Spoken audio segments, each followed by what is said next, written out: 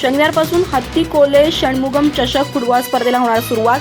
14 आणि 16 वर्षाखालील गटाच्या या स्पर्धेचं यंदाचं 13वं वर्ष. शालेय संघांनी सहभागी व्हावं असं गडिंग्लज युनायटेडचं आवाहन.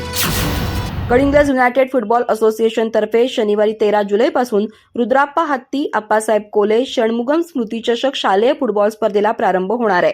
14 आणि 16 वर्षाखालील गटाच्या या स्पर्धेचं यंदाचं 13वं वर्ष आहे. MR हायस्कूल मैदानावर 9 साईड पद्धतीनं ही स्पर्धा होईल. अजित क्रीडा मंडळाचे अध्यक्ष रुद्राप्पा हत्ती आणि सहकाऱ्यांनी दिवाळी सुट्टीत 2 दशकं आंतरराज्य स्पर्धांची परंपरा रुजवली. MR हायस्कूलचे माजी क्रीडा शिक्षक शिक्षणाधिकारी आप्पासाहेब कोले यांनी अनेक फुटबॉल खेळाडू तयार करून गडिंग्लजचा नावलौकिक वाढवला.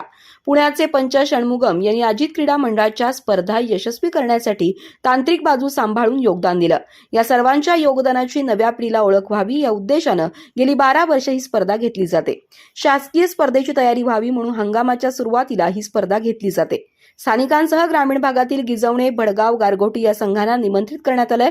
विजेत्या, उपविजेत्या संघासह उत्कृष्ट गोलरक्षक, बचावपट्टू, मध्यरक्षक, आघाडीपट्टू यांना वैयक्तिक बक्षिसं आहेत. स्पर्धेतून 14 वर्षाखालील उदयोन्मुख खेळाडू निवडून डेव्हलपमेंट संघ तयार केला जाणार आहे. तरी शालेय संघांनी सहभागी व्हावं असं आवाहन गडिंग्लज युनायटेडचे अध्यक्ष मल्लिकार्जुन बेल्लत, उपाध्यक्ष डॉक्टर रवींद्र हत्तरकी यांनी केलंय.